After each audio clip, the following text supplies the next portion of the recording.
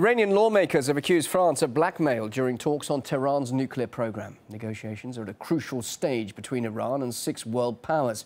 After a decade-long deadlock, there had been hope of a deal, but now negotiations appear to have hit a stumbling block. RT's Tessa Asilia is following the negotiations in Geneva.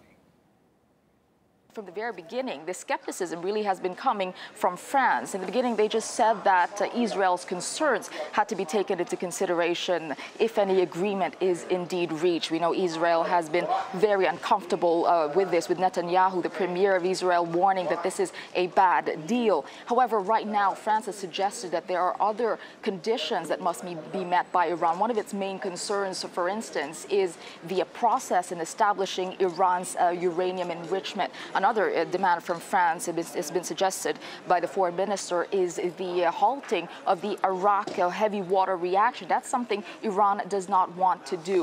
Now, aside from that, there are also words that were spoken by the foreign minister that might have insulted also the Iranians, because Laurent Fabius had said that France didn't want to be part of a con game and that the final draft text is too favorable to Iran. Now, the lawmakers of Iran had said that France really has been hindering these talks and have indeed been calling it blackmail. It hasn't gone unnoticed here in these talks that France has been really taking quite a hard line from the very beginning. Some observers saying that even a harder line than the US or the UK. One Western diplomat had told the Associated Press that in fact the conditions that France is demanding are harsher than those demanded by the US and other partners. Did hear words, for example, from the British Foreign Minister William Hague saying that they should seize the moment in order to reach a deal that had eluded the world for a long time. Those are quite positive words. We heard the U.S. Talking about narrowing gaps when it came to issues. Well, as it stands right now, the talks continue, and there are suggestions from the Iranian delegation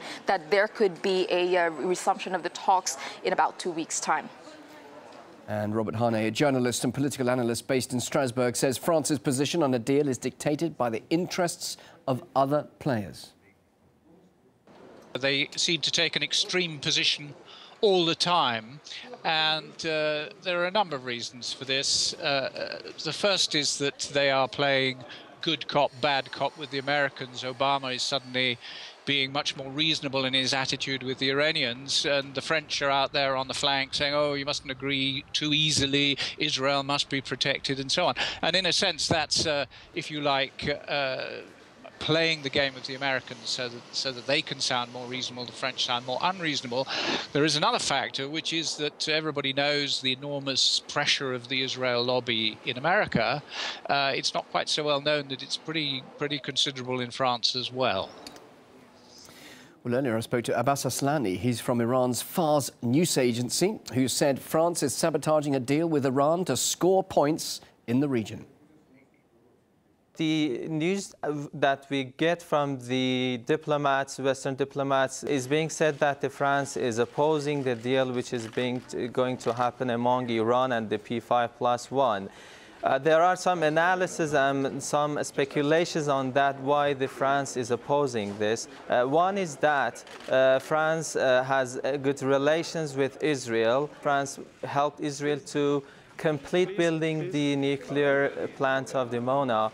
On the other hand, France is having good relations with the Arab countries in the region. So in this case, Arab countries and Israel are opposing any deal with Iran. France can enjoy the difference between Israel and Arab countries with the US to strengthen its ties with those countries. Now let's take a more detailed look at the deal negotiators have been trying to put together. First, according to some sources, the 6 world powers want Iran to halt all activities to enrich uranium at 20%. They could then permit enrichment at a level below weapons grade. In addition, Iran would be obliged to limit the number of centrifuges it uses. The demands also reportedly include more intrusive monitoring of Tehran's atomic facilities, and in return, world powers would unfreeze some of Iran's assets in foreign banks. Plus, the West would reportedly consider easing sanctions which have crippled the country's economy.